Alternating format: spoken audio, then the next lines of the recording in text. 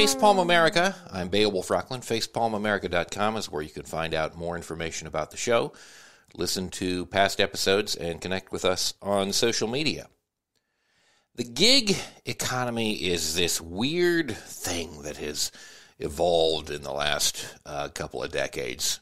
I guess, in a way, it springs out of the Silicon Valley and the tech revolution that has occurred over that same period of time, but it really has become something of a different order because although it has been enabled by the technology, when it comes right down to it in so many ways, it's just good old-fashioned exploitative capitalism is what it comes down to. And there is nominally a social safety net in this country, and anybody who listens to this program is aware that it doesn't work particularly well for most people. Even if you have a regular job, a W-2 job, if you're doing pretty well, it doesn't function very well for most people. And for people in the gig economy, it functions almost not at all. And that is the topic of a book called Side Hustle Safety Net, How Vulnerable Workers Survive Precarious Times. The author of that book, Alexandrea Ravenelle, is assistant professor of sociology at the University of North Carolina at Chapel Hill, and she is here to speak with us. Alexandrea, welcome to Facepalm America. Thanks so much for being here. Oh, thanks so much for having me. I'm excited to talk to you. So, first of all, when we talk about a side hustle, it's such a weird term for me because people have often several side hustles. There's often no main hustle. That's the only thing that they depend upon, quote unquote, and they jump from hustle to hustle. There's a sort of implicit assumption in the term that there's something else, that this is just a side thing and it's going to be okay, sort of in the way that, like, well, flipping hamburgers, that's just for teenagers. And that neither of those are good assumptions, are they? No, they are not good assumptions. No, they are not good assumptions. That multiple side hustle, I call that polyemployment, the idea of working multiple jobs. And you're right, it is a growing phenomenon. Originally, maybe somebody had like one little bit of a side job on occasion, right? Maybe it was holiday season, you need some extra money, you want that store discount, and you would take on a part-time job at your favorite retailer. But now we're seeing that grow. Even official statistics from the government say it's about 8%. And those numbers are only for people who have a full-time W-2 job and then have a part-time W-2 job on the side. When we start factoring in people who have multiple part-time jobs, whether W-2 or 1099, it ends up probably being a much bigger number. And that's something I was going to ask you about. One, like, how big is the gig economy, and how does the Labor Department deal with statistics around this? Because, I mean, it's something that I've often wondered before. What technically constitutes a job? And it sort of seems like the definition is in flux. Does it count, a gig worker as being employed in a job? Not really. So, Wow. Okay. When I interview workers, they all talk about this idea of like a real job. And a real job is a W-2 job that's full-time, that offers benefits, or at least has stable hours, right? You're going to work Monday, Tuesday, and Wednesday from 9 until 9. But when it comes to counting these numbers, almost anything goes. We have some surveys, like out of the Pew Foundation, saying that it's about 16% of workers right now are doing gig work. We have other surveys from the Federal Reserve that found before COVID that it was about 20-something% of the population. And it very much differs by age. So younger people are more likely to be doing gig work. Very famously, Uber, which has access to all these statistics, right? Like they have a lot of information about their drivers. They've described a worker as anyone who has given a ride even once in the last 6 months as an active Uber driver. So it's a very broad count, if you will. Yeah. I mean, Uber has access to this information, but it's not really centralized in any way by the labor department. So to begin with, we don't have great information about what's going on here. And two, the information that we have leads us to some very startling conclusions about like what's happening to people in this sector. Right, exactly. Yes, we don't have good information. The information we do have about workers' experiences is usually very concerning. You know, workers are very much exploited in terms of not knowing how much they're going to get paid. Yeah. They face economic risks. They face physical risks, risk of sexual harassment or sexually uncomfortable experiences. And in some cases, even the risk of being involved in accidentally in criminal behavior. Right. And explain that a little bit, because it really is the Wild West in terms of things that you can get out of Upwork and TaskRabbit and other platforms like that. Yes. So that was actually the start of my research into the gig economy. I was talking to this guy. He was doing TaskRabbit. I was like, "Oh, this is great. I'm an entrepreneur. You're an entrepreneur. It's great." And he tells me about getting hired for this task to pick up a prescription at the local pharmacy. Thinks it's fine. He shows up. There's a lot of problems back and forth. Eventually, they give him the drugs, and it's a huge bottle of amphetamines.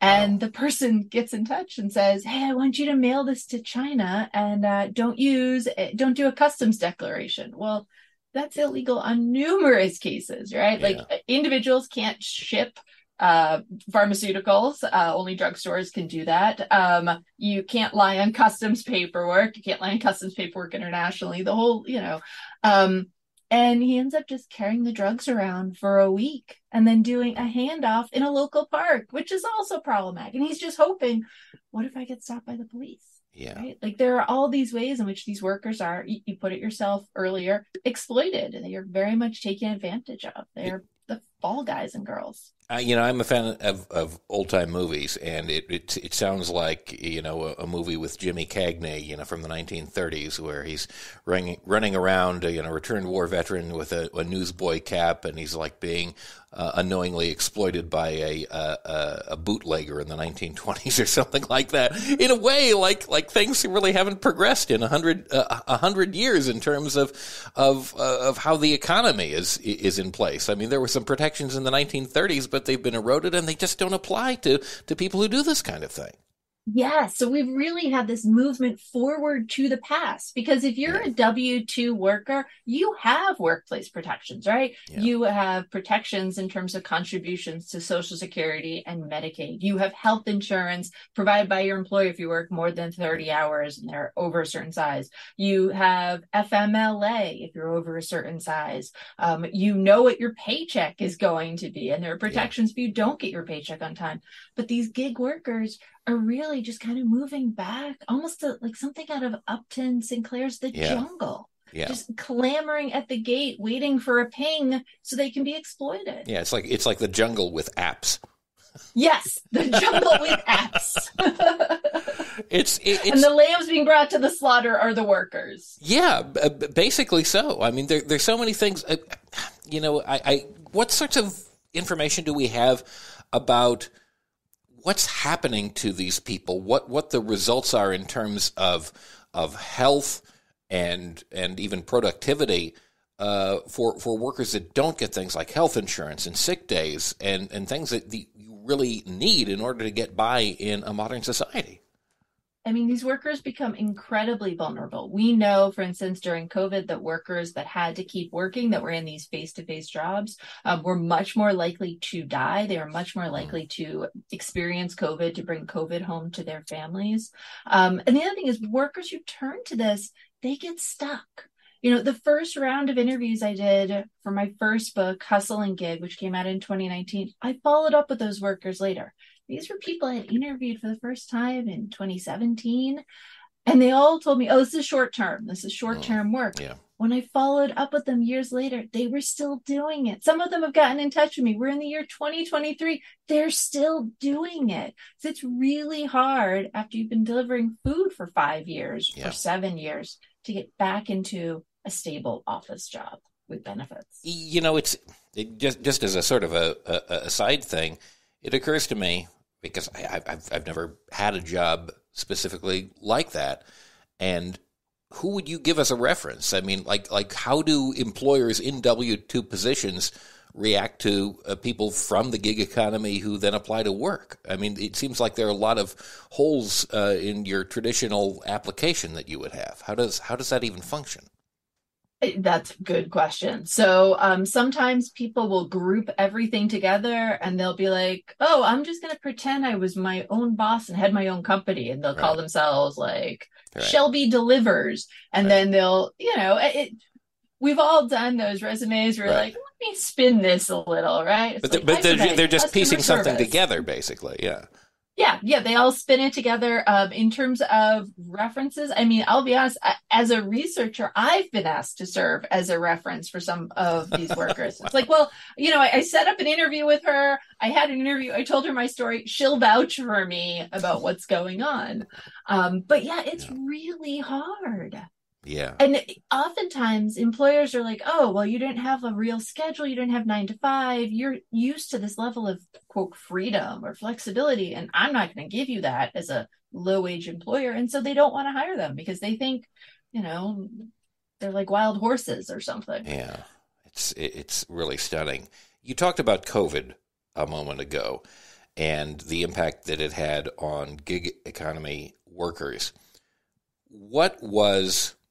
How did the relief efforts that the government put forth impact gig economy workers? So I think, there's this phrase, like the scariest sentence in the English language is, I'm from the government, I'm here to help. Right, Ronald Reagan. Let me tell you, and as I say this, I'm getting goosebumps, that is completely turned on its head during COVID. Mm-hmm. During COVID, we have unemployed gig workers who are able to get unemployment assistance. This is stable money. This is money that's coming in where they don't have to go and, spend money on their car to get gas. They're not getting parking tickets. This is life changing for these workers. They start businesses, they go back to school, they change careers. There's one guy, college educated, he's been driving for Uber for 4 years, and he's able to use his COVID unemployment money, which takes months to shows up in a great big pot of money one day. He bursts into tears when it shows up. Shows up on the anniversary of when his stepdad dies, really intense. And he uses that money to change careers and become a community rehabilitation specialist. He's helping disabled individuals participate in the community fully. I mean, it's amazing. And that's what my book is all about. It's incredible because that wasn't like per person a whole lot of money. It just shows you that it doesn't take a lot in order to take care of a vast swath of what the American economy has become. Exactly. Yeah, it ends up being a little over $20,000 of extra money in New York. And other states, it ends up being a little bit different because of how their unemployment is set up. But $20,000, that's roughly the price of 2 weeks at Rikers or a year at CUNY. And as I say, those will change your life. CUNY hopefully will change your life better than Rikers. But these are full on massive changes. One guy goes from being a dog walker to starting his own business. He's making $20,000 a month in profit and has a staff of 5. Wow. So that money's gone now.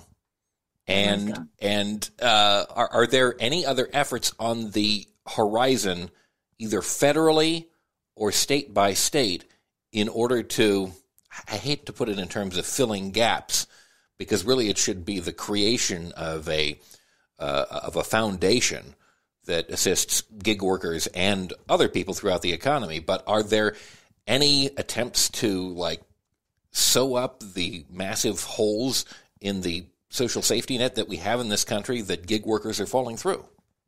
Yeah, so we actually are seeing some efforts to try universal basic income in various communities.